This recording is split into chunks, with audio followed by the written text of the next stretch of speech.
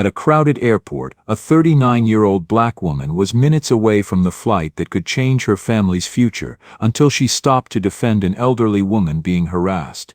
She missed the flight, lost the interview, and for a moment it felt like her one chance had slipped away. What she didn't know was that the woman she protected was one of the most powerful figures in global transportation, and she was about to repay her kindness in a way she never saw coming. Before we dive in this story, let us know where you're watching from. Drop it in the comments. The alarm went off at 4:30 in the morning, the way it always did. Darlene reached over and silenced it before it could wake her daughter, who was asleep in the small bedroom across the hall. The room was still dark. The window air conditioning unit hummed its tired rhythm, struggling against the Arizona heat even at this early hour. That unit was older than Jasmine, and every summer Darlene prayed it would make it through one more season. She sat on the edge of the bed for a moment, letting her feet touch the cool floor, letting her mind settle into the reality of what today meant. This was not supposed to be like other days. Today she was not driving the shuttle. Today she had a job interview. A real one, the kind that could change everything. The position was with Crestline Logistics, a regional transportation company looking to hire a fleet coordinator. It was a desk job with benefits, a steady schedule, health insurance for her and her daughter, and the kind of stability Darlene had been chasing for nearly 2 decades. The interview was in Seattle. The flight left Phoenix at 7:25 in the morning. She had saved for 8 months to afford the plane ticket.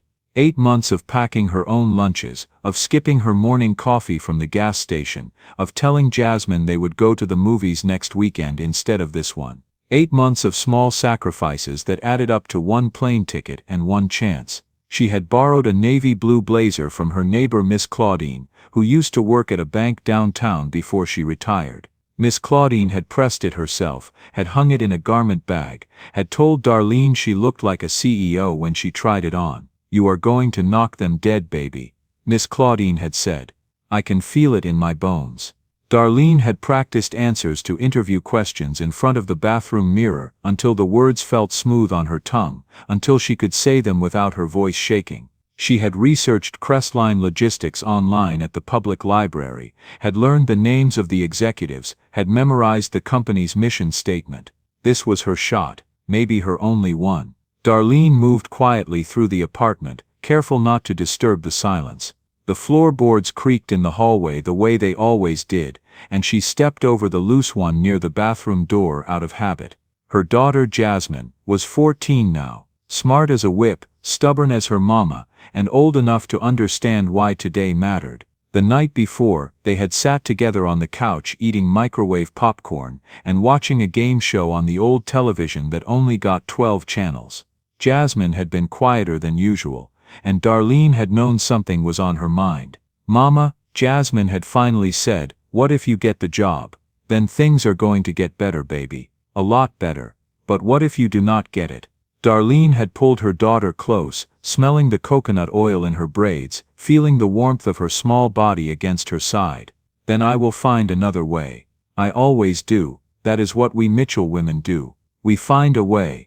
Before Darlene left that night, Jasmine had handed her a folded piece of notebook paper and told her not to open it until she landed in Seattle. "For good luck, Mama," she had said, her voice soft but serious. "Promise me you will not read it until you get there." Darlene had promised. She tucked the note into her purse like a charm, like a prayer, like a piece of her daughter's faith that she could carry with her across the sky.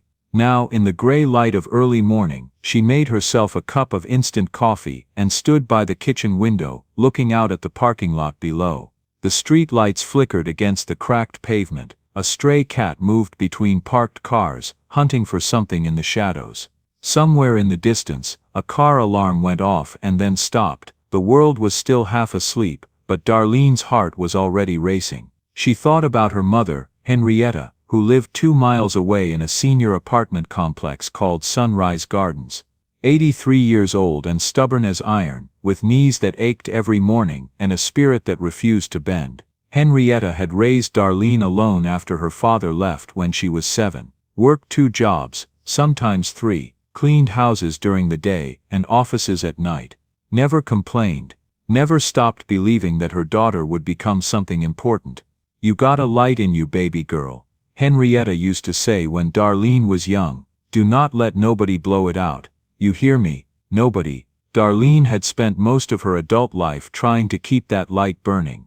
And most of the time, she felt like she was running out of matches, like no matter how hard she worked, how early she woke up, how many extra shifts she picked up, she was always one emergency away from losing everything. But not today. Today felt different.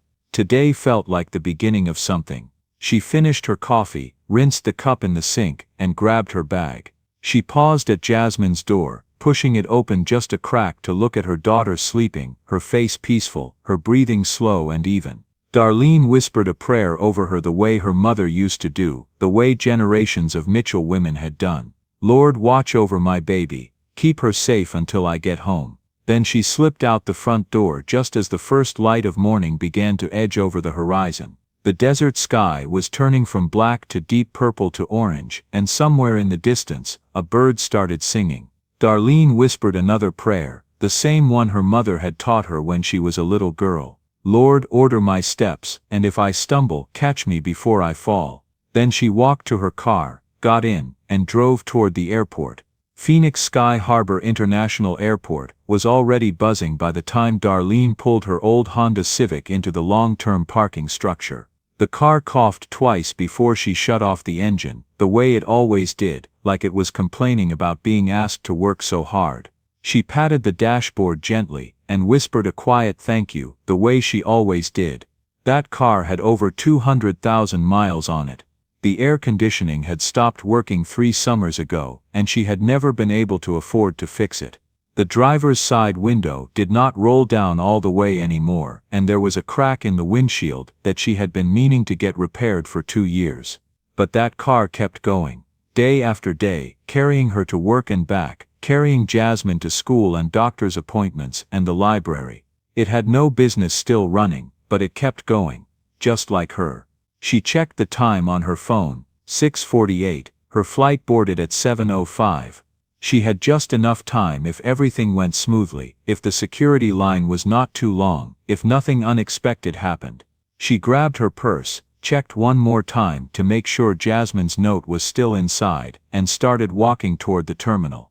Her worn sneakers squeaked against the concrete as she moved through the parking structure, past rows of nicer cars, newer cars. Cars that did not cough and sputter when you asked them to start. BMWs and Lexuses and big shiny trucks that probably cost more than she made in 2 years. Darlene did not let herself feel envy. Envy was a luxury she could not afford. Instead, she kept her eyes forward and her feet moving. The desert heat was already starting to rise, even this early in the morning. By noon, it would be over 100 degrees out here, the kind of heat that made the air shimmer and the pavement soft. But inside the airport, the air conditioning hit her like a blessing the moment she stepped through the automatic doors. She exhaled and slowed her pace just slightly, scanning the signs for Terminal 4, Gate C12. The airport was a river of motion. Families with strollers and too many bags, parents juggling children and boarding passes and bottles of water, business travelers in dark suits rolling sleek suitcases behind them like obedient pets, their faces buried in their phones, their minds already in whatever meeting awaited them. Tourists already wearing Grand Canyon hats and I Heart Arizona t-shirts, excited and overwhelmed and taking pictures of everything. Everyone was moving with that particular urgency that early flights seem to generate, that sense that every second counts and the world will not wait for you if you fall behind. Darlene blended into the current, her eyes fixed ahead, her mind already rehearsing answers to questions she hoped the interviewer would ask. "Tell me about a time you solved a problem under pressure." Every day, she thought. Every single day of my life, when the shuttle broke down on the freeway with 12 passengers in the back, and I had to keep everyone calm while I called for help. When Jasmine got sick, and I had to figure out how to pay for medicine and rent in the same week. When Mama fell last winter, and I had to take 3 days off work without pay to take care of her, and then work double shifts for 2 weeks straight to make up the lost money. Why do you want this position? Because I am tired of surviving. I am tired of counting every dollar and praying every night that nothing breaks, nothing goes wrong, nothing falls apart. I want to live. I want to give my daughter a future. I want to make my mother proud before she is too old to remember my name. What is your greatest strength? I do not quit.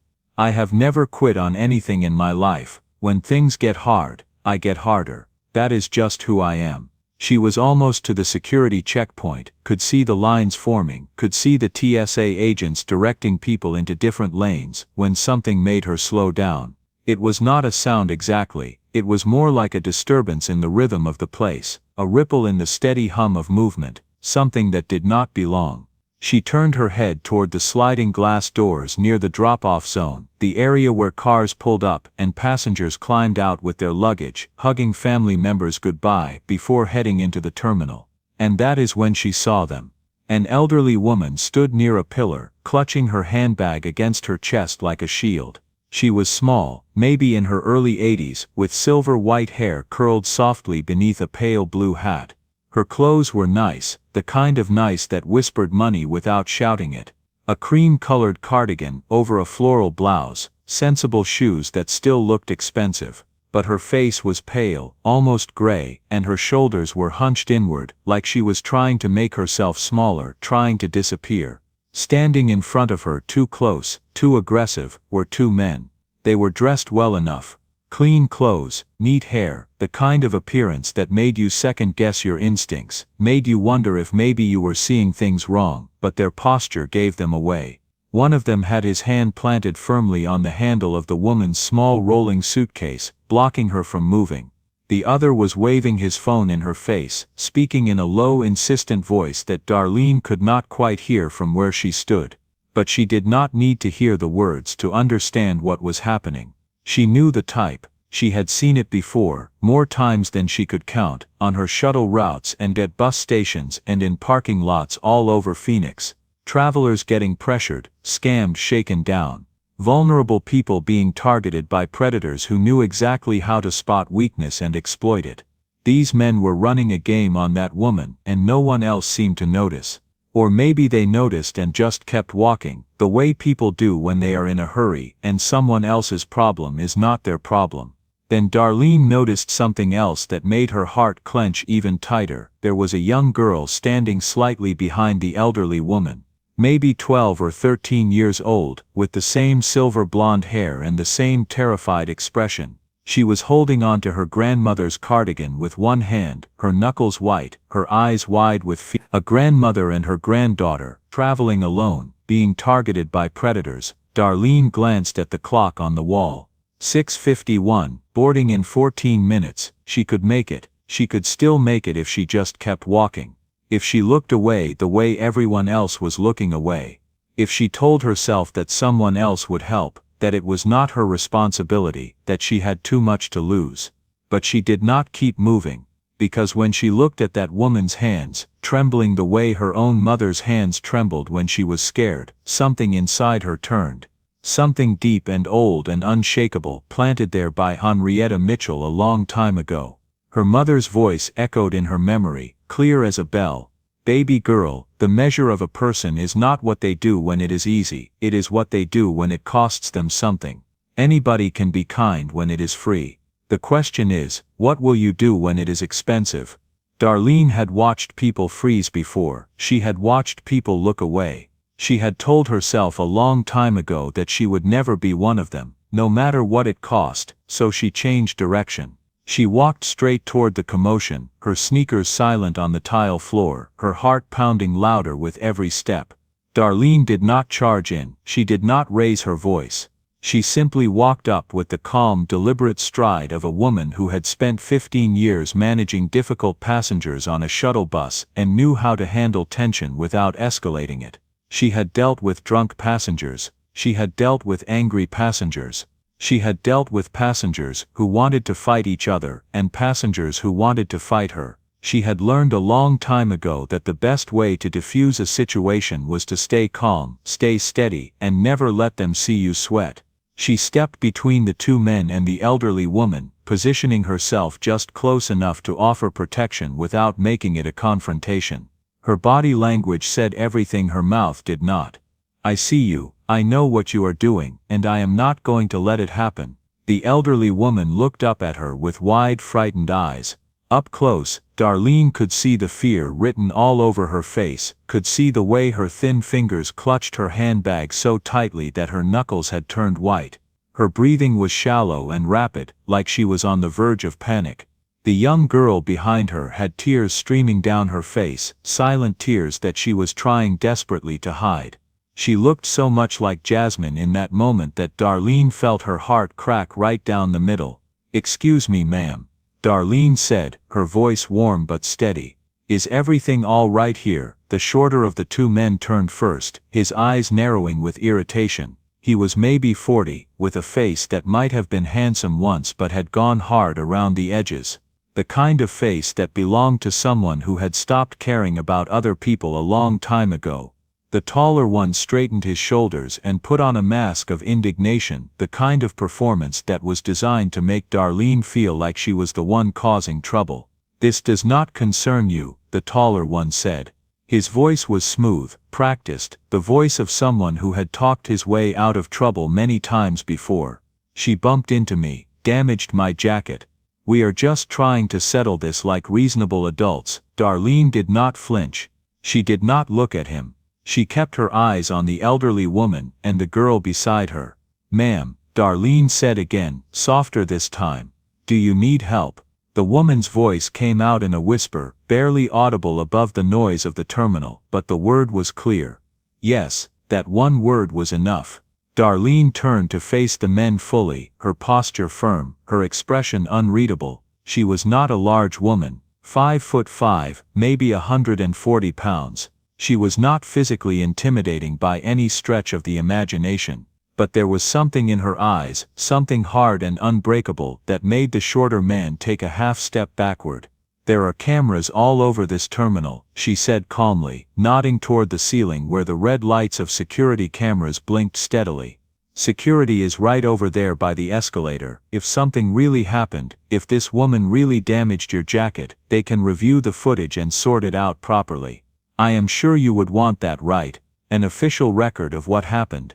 The taller man laughed, but it was a hollow, nervous sound.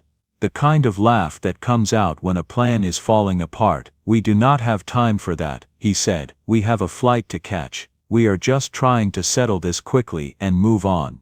"Then I guess there is no problem," Darlene replied, "because if you do not have time to involve security, then you do not really have a claim. Have a nice day, gentlemen." She did not move, she did not blink, she just stood there solid as a wall between the predators and their prey. The shorter man tugged at his companion's sleeve, muttering something under his breath that Darlene could not hear. The taller one glared at Darlene for a long moment, his jaw tight with frustration, but he knew the game was over. Too many people were watching now. A man with a rolling briefcase had stopped a few feet away, pretending to check his phone but clearly paying attention. A woman with 2 children was staring openly, her hand on her daughter's shoulder. A security guard near the escalator had noticed the commotion and was starting to walk toward them. The attention that scammers needed to avoid was suddenly everywhere. "This is not worth it," the shorter one said, louder this time. "Let us go." They backed away slowly, their eyes still on Darlene like they were memorizing her face, and then they turned and walked quickly toward the exit, disappearing through the sliding glass doors and into the morning heat. Darlene watched them go, making sure they did not circle back, before she finally turned to the elderly woman. "You are safe now," she said gently. "They are gone." The woman let out a shaky breath, her whole body trembling. The young girl beside her burst into open sobs, no longer trying to hide her tears. "Thank you," the woman whispered. "Thank you, I did not know what to do. They just appeared out of nowhere and started demanding money. They said, if I did not pay them they would call the police and say I assaulted them. They said they had it on video.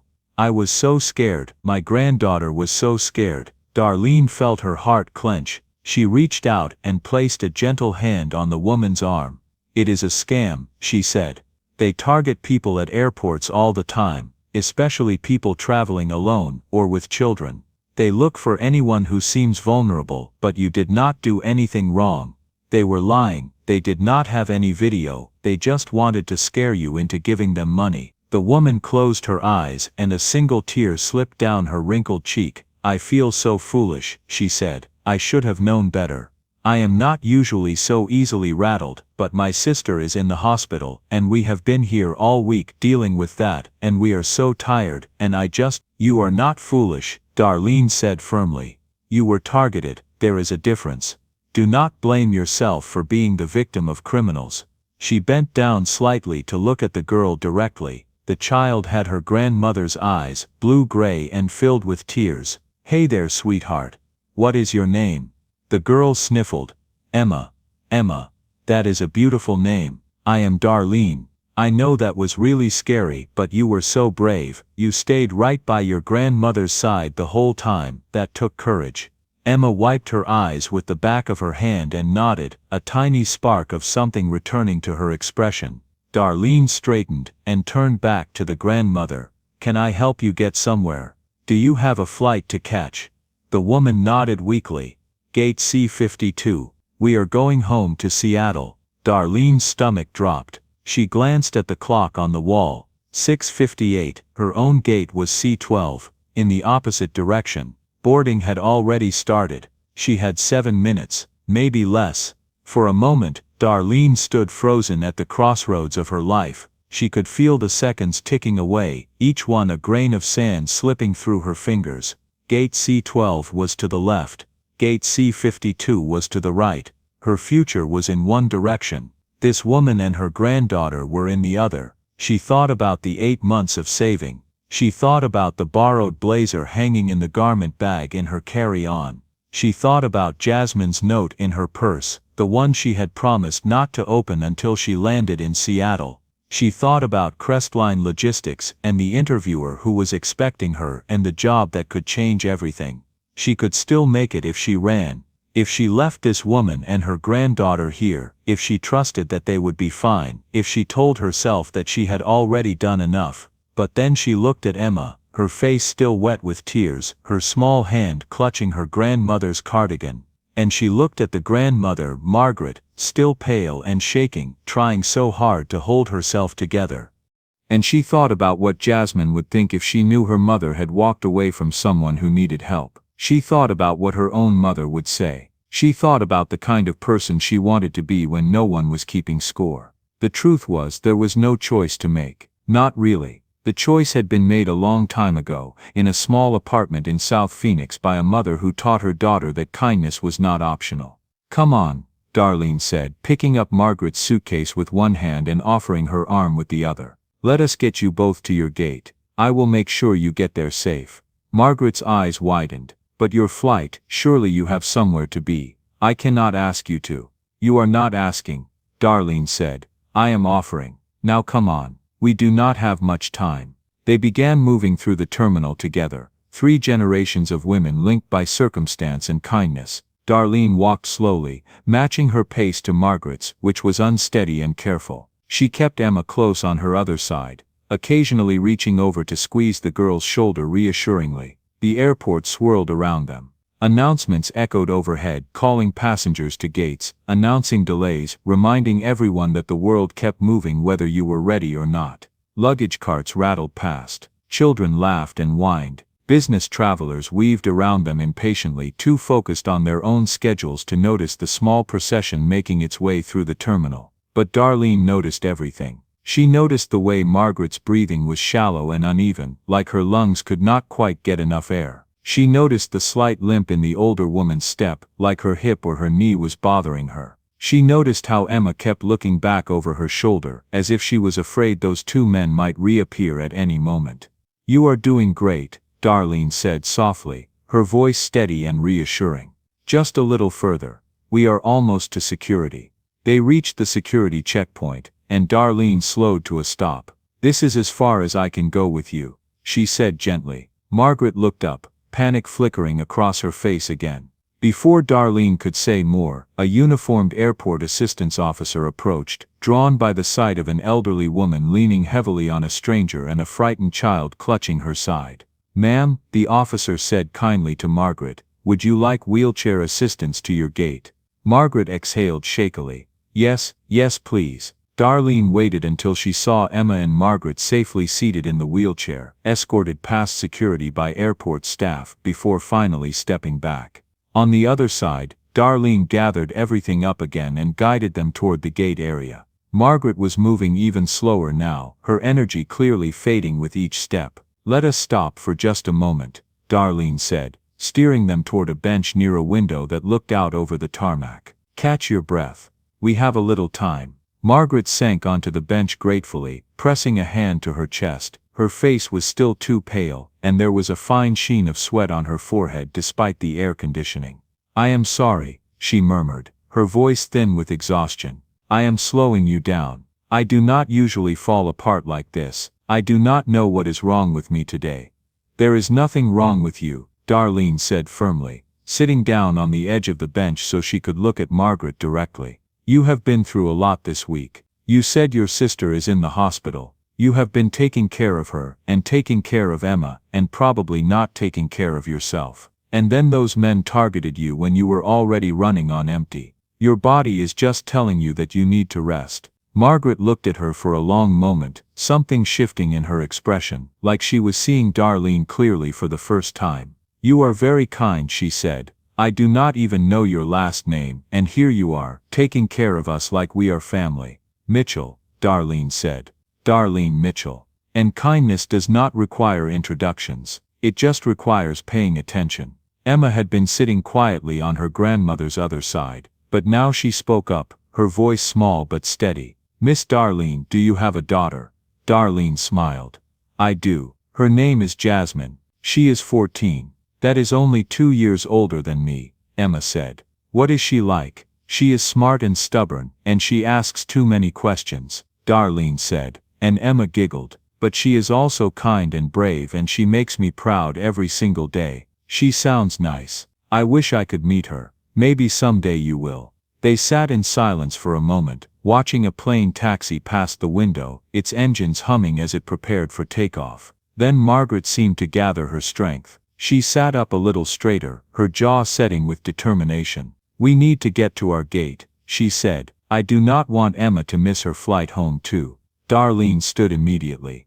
Of course, let me help you. She picked up the suitcase again, offered her arm again, and the three of them began the final stretch toward gate C52. The walk to the gate took longer than Darlene expected. Margaret's pace slowed even more as they went, her breathing becoming more labored with each passing minute. Twice they had to stop so she could rest, leaning against a wall or sitting on the edge of a planter while she caught her breath. Emma stayed close to her grandmother's side the entire time, her young face tight with worry. She had stopped crying, but her eyes were still red and swollen, and she kept holding her grandmother's hand like she was afraid to let go. Darlene filled the silences with gentle conversation to keep their spirits up. She learned that Emma was 12 years old and would be starting 7th grade in the fall. She learned that Emma loved to read, especially mysteries and adventure stories, and that her favorite book was a story about a girl detective who solved crimes in her small town. She learned that Margaret had been a teacher for 40 years before she retired,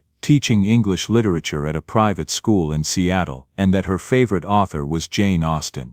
Grandma is teaching me to play chess, Emma said, her voice brightening a little as she talked about something she loved. She says it teaches you to think ahead, to see the whole board, not just the piece in front of you. That sounds like good advice for life too, Darlene said. Margaret smiled, a real smile this time, though it was still shadowed by exhaustion. That is exactly what I tell her. Chess is just a metaphor. Everything is connected. Every move matters. Every choice you make affects the choices that come after. They finally reached gate C52, with just a few minutes to spare. The boarding process had already begun, and a line of passengers was filing down the jet bridge. A flight attendant stood at the podium, checking tickets and smiling professionally at each person who passed. As the wheelchair attendant pushed her toward the jet bridge, Margaret straightened just a little, the fear still there, but replaced now with something sharper, observant, calculating. Margaret stopped a few feet from the gate, turning to face Darlene. Her eyes were bright with emotion, and her hands had finally stopped trembling. I do not know how to thank you, she said. What you did today, giving up your flight, walking with us all this way, taking care of us when we were strangers. I will never forget it. Emma will never forget it. Emma nodded vigorously. Thank you, Miss Darlene. Thank you so much, you are like a real-life superhero. Darlene felt something warm bloom in her chest, something that almost made up for the cold knot of anxiety that had been growing there since she watched her own flight disappear from the departure board. You do not need to thank me, she said. Just get home safe, take care of each other. That is all the thanks I need. Margaret reached into her handbag and pulled out a small notepad with a leather cover. She wrote something quickly, her handwriting elegant and precise despite the slight tremor in her fingers. Then she tore out the page, folded it once, and pressed it into Darlene's hand. Read this later, she said. And please, do not leave the airport. Darlene frowned, confused. Ma'am, but Margaret was already turning away, taking Emma's hand, moving toward the gate. She handed her boarding pass to the flight attendant, paused at the entrance to the jet bridge, and looked back one more time. Trust me, Darlene Mitchell, she said, her voice carrying across the distance between them. Please trust me. Emma waved, a big enthusiastic wave that made Darlene smile despite everything. And then they were gone, disappearing down the walkway, leaving Darlene standing alone in the middle of the terminal, with a folded piece of paper in her hand, and a question she could not answer. Why would she tell her not to leave the airport? Darlene found an empty seat near the window, and sat down heavily, the exhaustion of the morning finally catching up with her. Outside, she could see the plane that Margaret and Emma had just boarded, its engines humming as it prepared for departure. In a few minutes, it would taxi to the runway, and lift off into the bright Arizona sky, carrying them home to Seattle. The same Seattle where Darlene was supposed to be going. The interview had been scheduled for 10 o'clock the next morning. The same Seattle where her one chance at a better life had been waiting for her. She looked down at the folded paper in her hand. Part of her wanted to throw it away, to pretend this morning had never happened, to somehow rewind the clock and make different choices. But another part of her, the part that sounded like her mother's voice, told her to open it. She unfolded the paper slowly. The handwriting was elegant, the kind of script that came from another era, from a time when penmanship was considered an art form. It said only 6 words. Do not leave the airport. MW Margaret won something. She did not even know the woman's last name. Darlene read the note again, then a third time, trying to find some hidden meaning in the simple sentence. But there was nothing else there, just 6 words and 2 initials. It felt intentional, deliberate, like Margaret had known something Darlene did not, like she was trying to tell her something important without actually explaining what it was. But that was crazy, right? Margaret was just an elderly woman she had helped at the airport, a stranger, a grateful stranger, yes, but still a stranger. What could she possibly know about Darlene's future? And yet, something about the note made Darlene hesitate to leave. She leaned back in her seat and stared out the window, watching the plane push back from the gate and begin its slow taxi toward the runway. She watched until it was just a small shape in the distance, until it turned onto the runway, and accelerated, until it lifted into the air and climbed into the endless blue sky.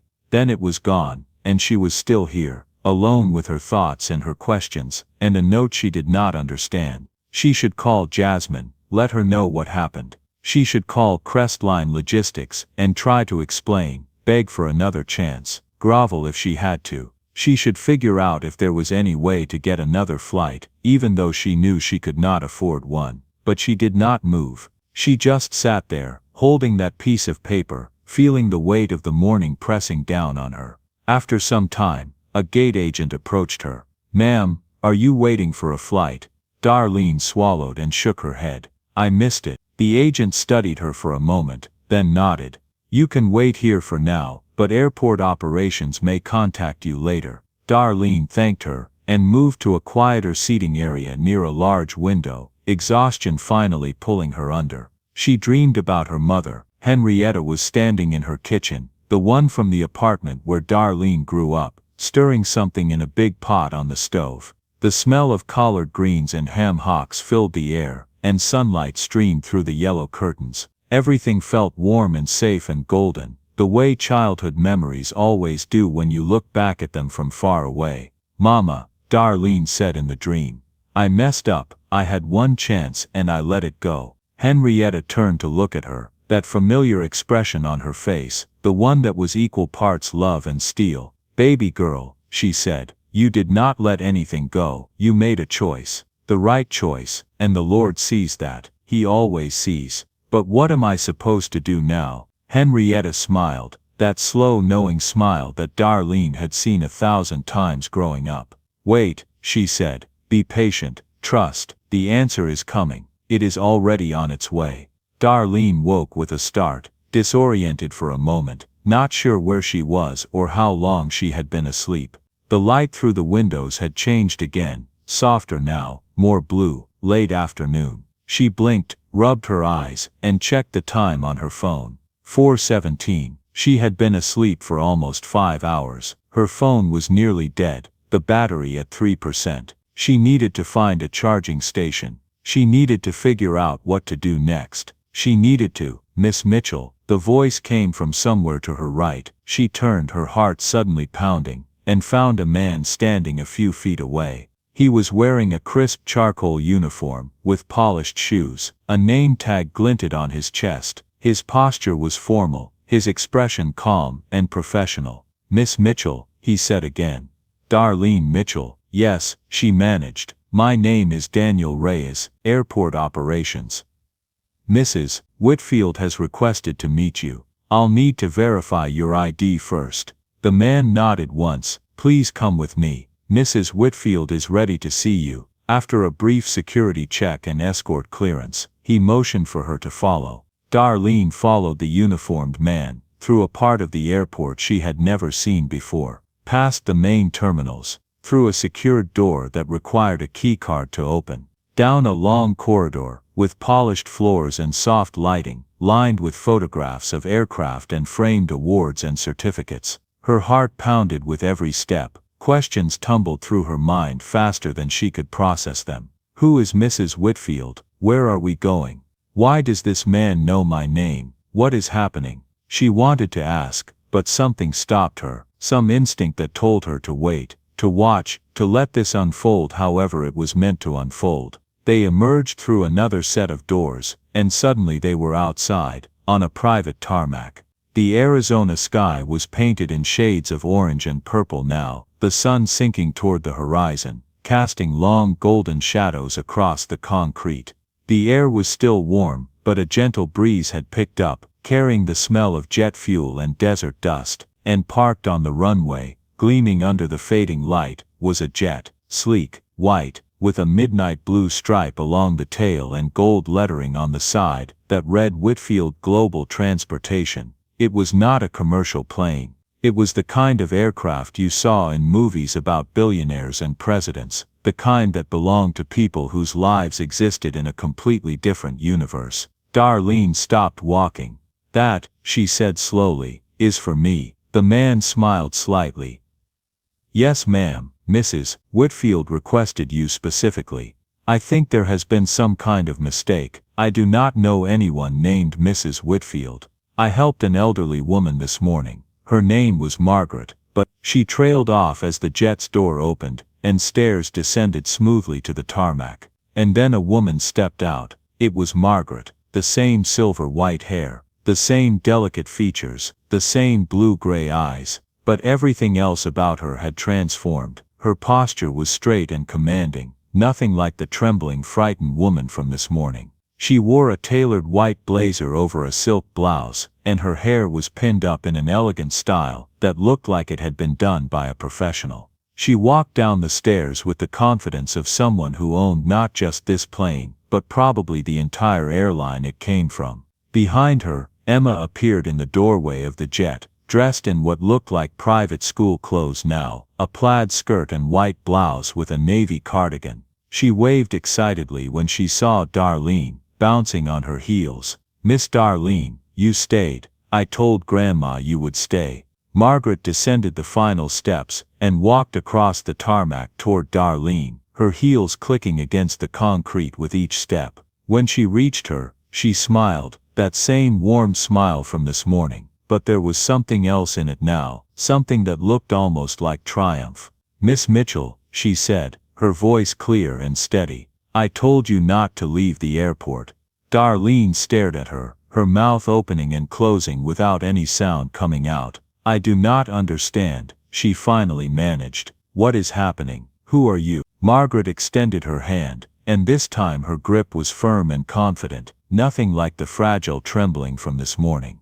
"Allow me to reintroduce myself properly," she said. "My name is Margaret Whitfield, founder and chairman of Whitfield Global Transportation."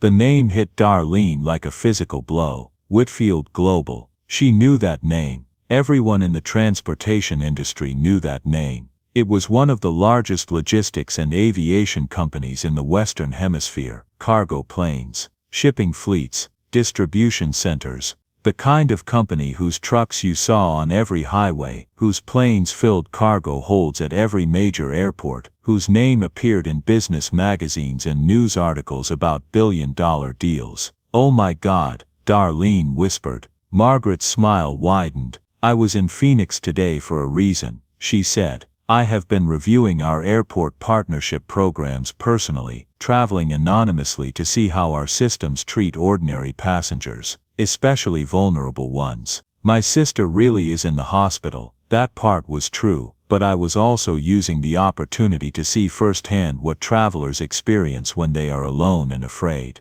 She paused, and I discovered something important. When I was frightened and alone, when my granddaughter was terrified, when two criminals were trying to take advantage of us, only one person stopped. Only one person in that entire crowded terminal chose to help. Even when it cost her something precious, even when it meant giving up her own dream. Darlene felt tears prick at her eyes. "I just did what anyone should have done."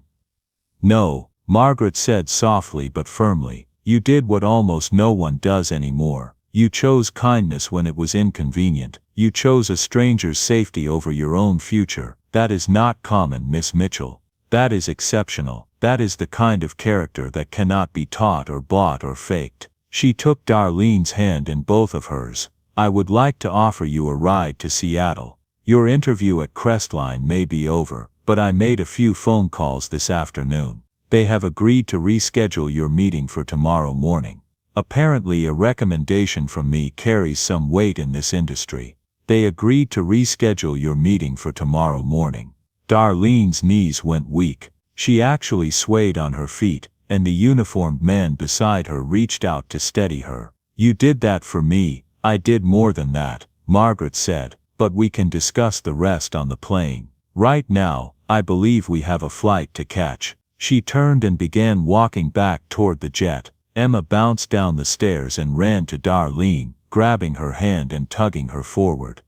"Come on, Miss Darlene. You have to see the inside. There is a couch and a kitchen and everything. Grandma says you are going to change the whole world." Darlene let herself be pulled along, still dazed, still not quite believing any of this was real. As she climbed the stairs and stepped into the aircraft, she looked back one more time at the terminal she had spent the day in, at the airport where her life had changed forever, and she whispered a quiet thank you to whatever force in the universe had made her stop this morning. The interior of the jet was like nothing Darlene had ever seen outside of television. Cream-colored leather seats arranged in clusters around small mahogany tables, soft amber lighting that made everything feel warm and intimate, wood paneling that gleamed like it had been polished that morning. A small kitchen area in the back with a uniformed attendant who offered her sparkling water and fresh fruit and anything else she might want. There were flowers in a crystal vase. There were magazines arranged in a perfect fan on a side table. There was a television screen bigger than the one in Darlene's living room.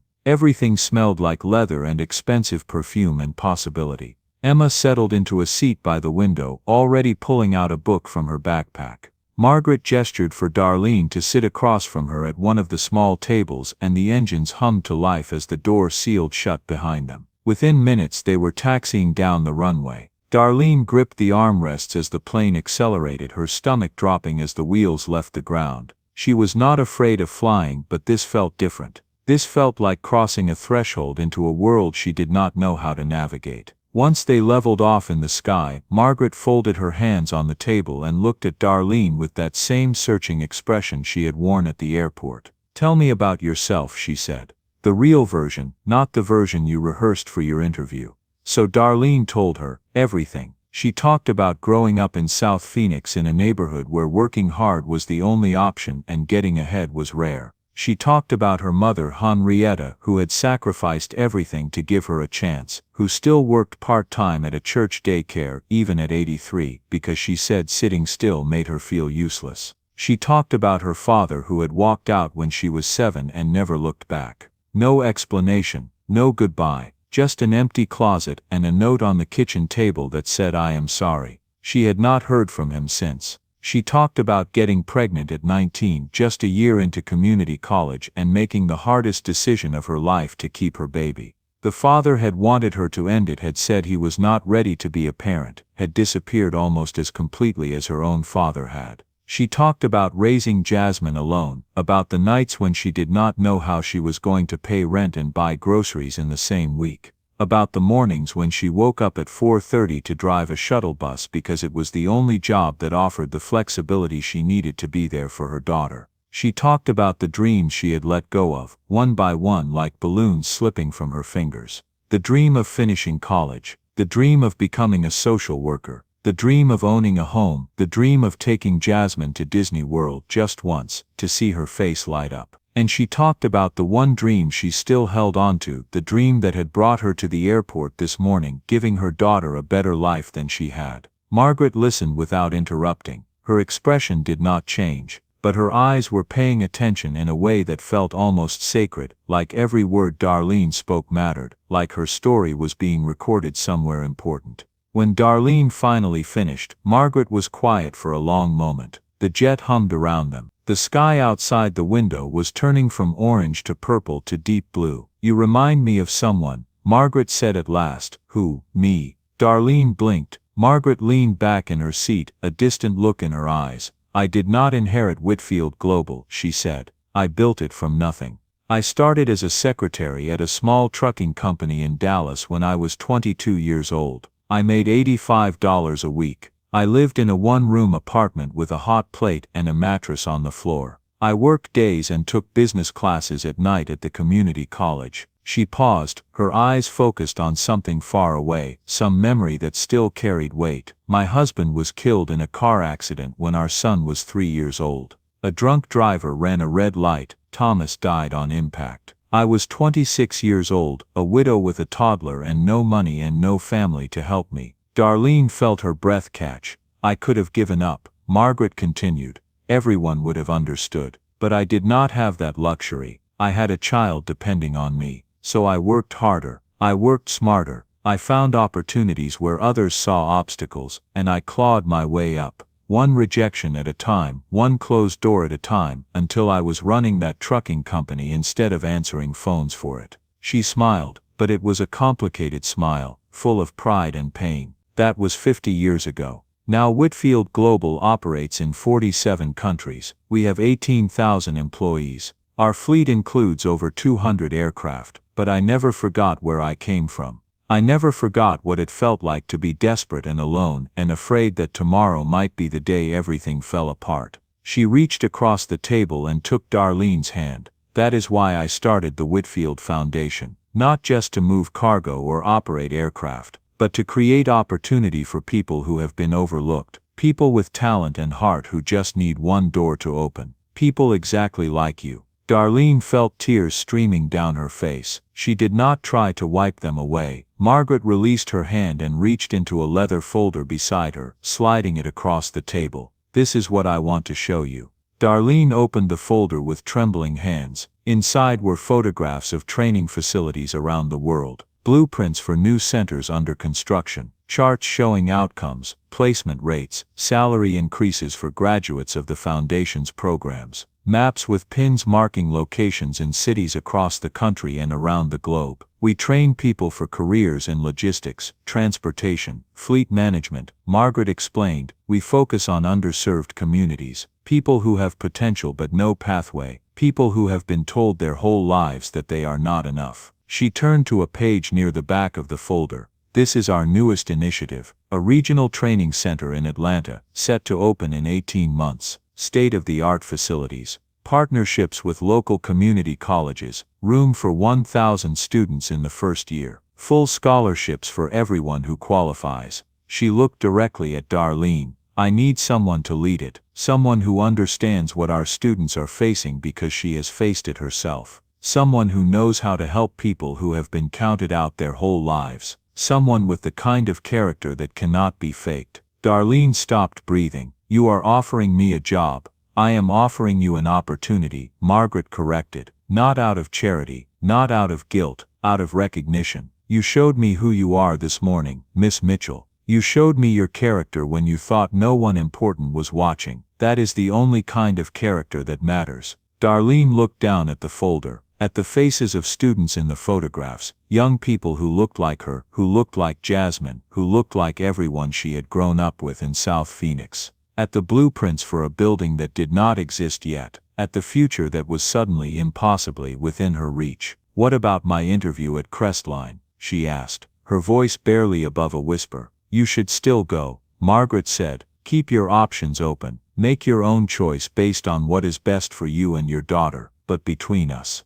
I think we both know that job is not big enough for you anymore. Darlene closed her eyes and thought about everything that had led her to this moment. The years of struggle, the early mornings, the missed opportunities, the one morning when she chose to stop instead of walking away. She thought about Jasmine, who was sitting at home right now, probably doing homework at the kitchen table, waiting for her mother to call with news about the interview. She thought about her mother, Henrietta, who had spent her whole life telling Darlene that she had a light inside her. And she thought about the note in her purse, the one from Jasmine that she still had not read, the one she had promised to open when she landed in Seattle. Yes, she said, opening her eyes. I accept. Margaret smiled, a real smile, warm and genuine. Good, she said. Because I already knew you would. People like you, Miss Mitchell, people with that kind of heart. You do not play small, you just need someone to show you how big you can actually be. 18 months later, on a crisp autumn morning in Atlanta, Darlene stood on the stage of the Whitfield Regional Training Center and looked out at a crowd of over 1,000 people. The auditorium was brand new, all gleaming wood and comfortable seats and state-of-the-art sound systems. The walls were covered with murals painted by local artists, images of people working together, building together, lifting each other up. Sunlight streamed through the tall windows, casting golden rectangles on the polished floor. The room was filled with students and their families, young men and women from all over Georgia, Alabama, Tennessee, Mississippi, people who had applied to the program with the same desperate hope Darlene had felt when she bought that ticket to Seattle. Parents who had driven for hours to watch their children begin a new chapter. Grandparents wiping tears from their eyes. Children too young to understand what was happening but old enough to feel the importance of it. Jasmine sat in the front row, 16 now, beautiful and fierce, wearing a dress she had picked out herself for the occasion. She had grown so much in the past year and a half. She was taking advanced classes now, talking about college, dreaming about becoming a doctor. She still had her mother's stubbornness and her grandmother's faith, and Darlene had never been more proud of anyone in her life. Beside Jasmine sat Henrietta, 85 years old and still refusing to use a cane, her face glowing with a pride that seemed to light up the whole room. She was wearing her Sunday best, a lavender dress with matching hat, and she had told everyone in her apartment complex about this day for weeks. And next to them in a seat of honor sat Margaret Whitfield and her granddaughter Emma, who was 14 now, and had written Darlene a letter every single month since that day at the Phoenix airport. Darlene gripped the podium and took a breath. She thought about all the speeches she had practiced for this moment, all the professional things she had planned to say. But standing here looking out at all these faces, all these hopes, all these dreams, she realized she did not want to give a speech. She wanted to tell the truth. I am not supposed to be here, she began, her voice strong and clear. By every measure, by every statistic, by every expectation that society had for someone like me, I should still be driving a shuttle bus in Phoenix right now. I had no connections, no degree, no one in my life who could open doors for me. I had been told my whole life, in 1,000 different ways, that people like me did not get chances like this. She paused, letting the words settle. But I am standing here today because 18 months ago I made a choice. A simple choice. Maybe the simplest choice I ever made. I chose to help a stranger instead of chasing my own dream. I chose kindness when it cost me something. And that choice, that one single moment of doing the right thing when no one important was watching, changed the entire direction of my life. She looked at Margaret, who was watching her with that same expression she had worn on the plane, that look of pride and recognition that still made Darlene's heart swell. Mrs. Whitfield taught me something important, Darlene continued. She taught me that character is not what you do when people are keeping score. Character is what you do when you think no one will ever know. It is the choices you make in the small moments, the quiet moments, the moments that seem like they do not matter. Because here is the truth, every moment matters, every choice matters. You never know when a small act of kindness might open a door you did not even know existed. She turned back to the audience, her eyes moving across the sea of faces. Every single one of you has that same power. The power to change someone's life with a single act of compassion. The power to be the person who stops when everyone else keeps walking.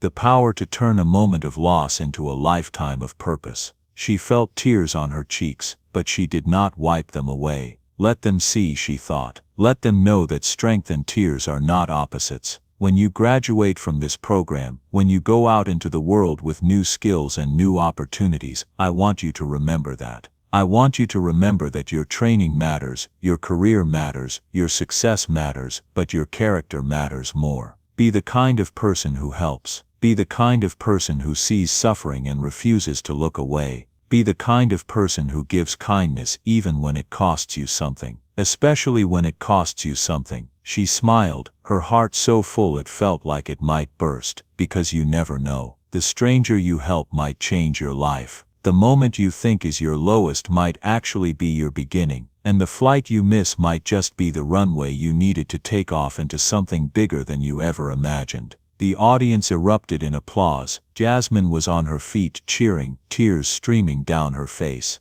Henrietta was crying openly, her hands raised toward heaven like she was offering a prayer of thanksgiving. Emma was waving both arms like she was trying to flag down a plane, just like she had done on the tarmac in Phoenix all those months ago. And Margaret Whitfield, the woman who had seen something in Darlene that she had not seen in herself, simply nodded once, slowly, with a smile that said everything words could not. Later that evening, after the ceremony and the photographs and the endless handshakes and hugs, Darlene stood alone on the balcony of the training center, looking out at the Atlanta skyline. The city glittered beneath her, a tapestry of lights stretching toward the horizon. Cars moved along the highways like rivers of red and white. Somewhere out there, the first class of students was going home to families who believed in them now. 500 futures had begun today, and this was just the beginning. Jasmine came out onto the balcony and stood beside her mother, leaning her head against Darlene's shoulder the way she used to do when she was small.